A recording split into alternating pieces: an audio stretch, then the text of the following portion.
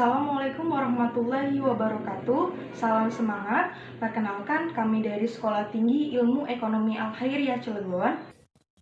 Kami akan membahas materi mengenai saham Petrokimia Farma sehingga dapat semua apakah saham tersebut buy, sell, atau hold. Kimia Farma ialah perusahaan industri farmasi pertama di Indonesia yang didirikan oleh pemerintah Hindia Belanda tahun 1817 dengan nama NV Chemicalen Handel Redchem NCO.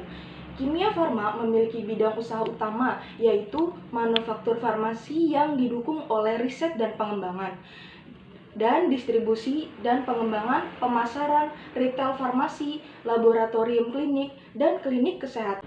Untuk masalah tata kelola perusahaan, Kimia Farma telah membuktikan diri dengan masuk sebagai salah satu 10 BUMN TBK terbaik versi majalah Economic Review yang menyelenggarakan Indonesian Good Corporate Governance Award pada tahun 2017 silam. Tahun 2020 ini dapat diketahui bahwa dunia sedang dilanda wabah COVID-19 yang berakibat pada perekonomian setiap negara khususnya di Indonesia. Hal ini tentunya menjadi tantangan tersendiri bagi PT Kimia Farma sebagai perusahaan yang bergerak pada bidang kesehatan. Karena penyebaran COVID-19 yang mudah, cepat, dan luas menciptakan krisis kesehatan dengan belum ditemukannya obat, vaksin, serta keterbatasan alat dan juga tenaga medis. Keadaan ini berdampak pada saham-saham emiten farmasi seperti misalnya saham produsen tolak angin melesat 11,96% di level 1.170 per saham. Saham PT Kalbe Farma Tbk melesat 11% di level 1.155 per saham. Saham PT Kimia Farma Tbk melesat 10,73% di level 1.290 per saham, dan saham Indofarma melesat 9,74% di level 1.070 per saham. Fokus ke PT Kimia Farma. Sebelumnya akan kami paparkan beberapa poin mengenai laporan keuangan PT Kimia Farma untuk tahun pelaporan 2019, yakni penjualan bersih di angka 9,4 triliun atau meningkat sebesar 11,12% dibandingkan dengan tahun 2018.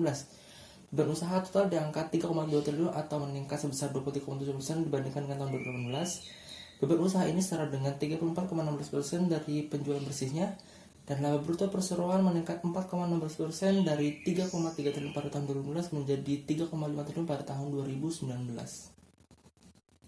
Untuk data mengenai aset, liabilitas, ekuitas, dan penjualan selama 2014 hingga 2019, PT Kimia Farma selalu mengalami kenaikan untuk tiap tahunnya.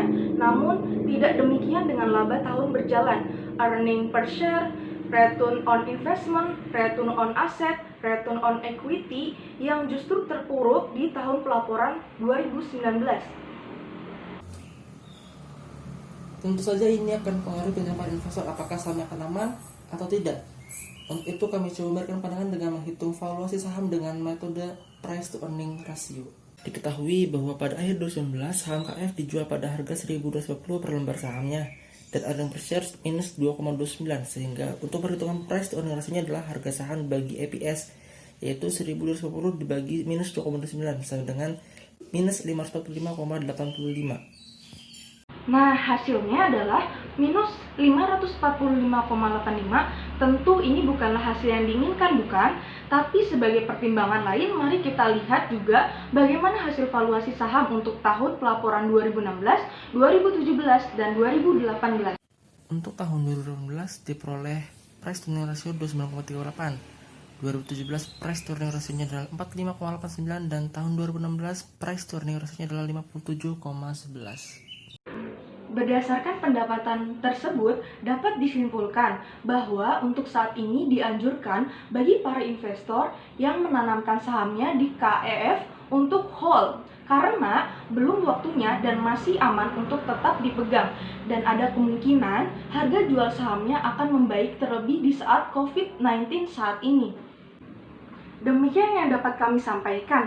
Oh iya, dalam pembuatan makalah dan video presentasi ini, kami bekerja sama lewat media online seperti WhatsApp group dan video call Zoom. Karena untuk saat ini kita sebaiknya tidak diperkenankan dulu untuk bertatap muka. Tetap semangat dan terima kasih.